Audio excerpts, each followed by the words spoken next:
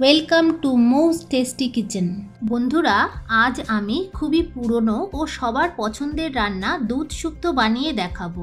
অনুষ্ঠান বাড়িতে খাবার পাতে একটু শুক্তো পড়লে মুখে রুচি চলে আসে। শুক্তো খুবই ঠান্ডা রান্না, এর মধ্যে অনেক সবজি ও কম মশলা পড়ে, তাই সকলের জন্য খুবই উপকারী। আমার রেসিপিটি যদি আপনাদের ভালো লেগে থাকে তাহলে আমার চ্যানেলটিকে সাবস্ক্রাইব করুন এবং বন্ধুদের সাথে শেয়ার করুন এবং লাইক করুন। আমার রেসিপির সমস্ত আপডেট পেতে হলে আপনারা বেল আইকনটি ক্লিক করুন। শুক্তোর জন্য আমি আলুগুলো লম্বা লম্বা করে কেটে নিয়েছি। কাঁচকলাগুলো লম্বা লম্বা করে কেটে হলুদ জলে ধুয়ে নিয়েছি, তাহলে কষটা বেরিয়ে যায়। মিষ্টি আলুগুলো লম্বা লম্বা করে কেটে নিয়েছি।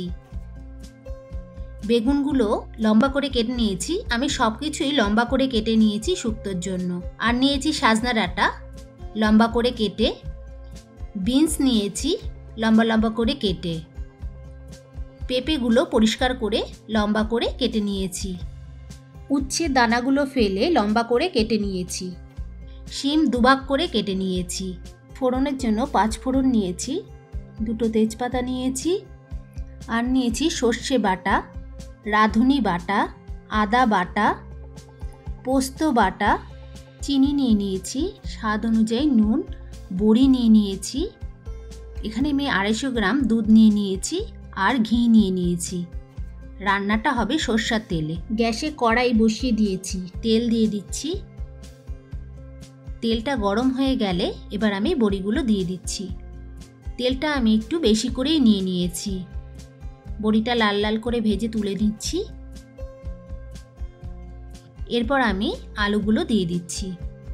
সামান্য নুন দিয়ে দেব, হলুদ কিন্তু দেব না। শুক্তোতে কিন্তু আমরা হলুদ ব্যবহার করব না। এবার আমি আলুর সাথে পেঁপেগুলো দিয়ে দিচ্ছি। আলু আর পেঁপে একসাথেই ভেজে নেব।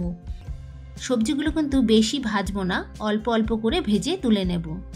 এবার আমি কাঁচকলাগুলো দিয়ে দিচ্ছি। সামান্য নুন দিয়ে দিচ্ছি। হালকা করে নেড়ে নিচ্ছি। কাঁচকলার মধ্যে আমি মিষ্টি আলুগুলো দিয়ে দিচ্ছি।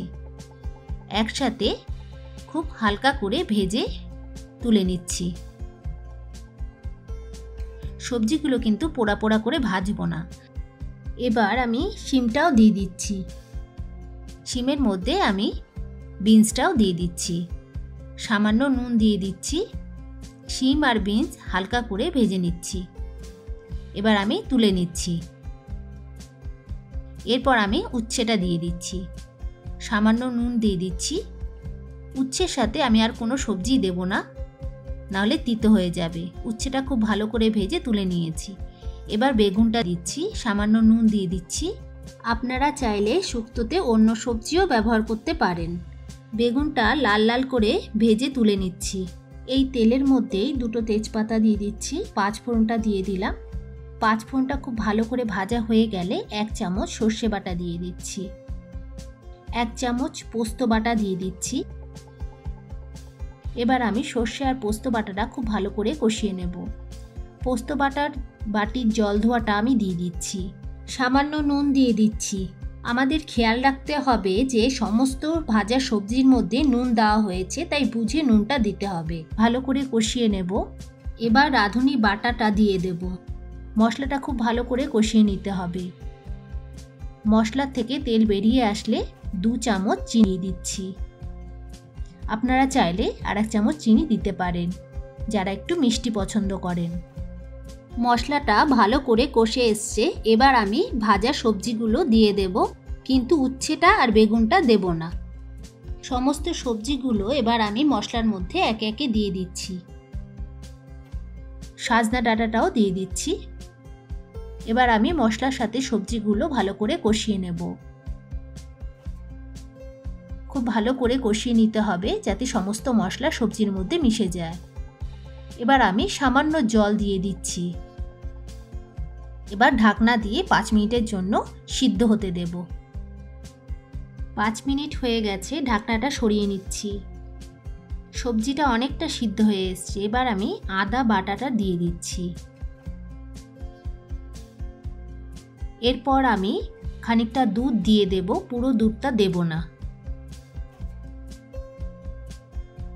একটু নেড়ে চেড়ে আবার ঢাকা দিয়ে দেব 5 মিনিটের জন্য। 5 মিনিট হয়ে গেছে, আমি ঢাকনাটা সরিয়ে দিচ্ছি। এরপর আমি ভাজা বেগুন, ভাজা উচ্ছে আর বড়িটা দিয়ে দেব।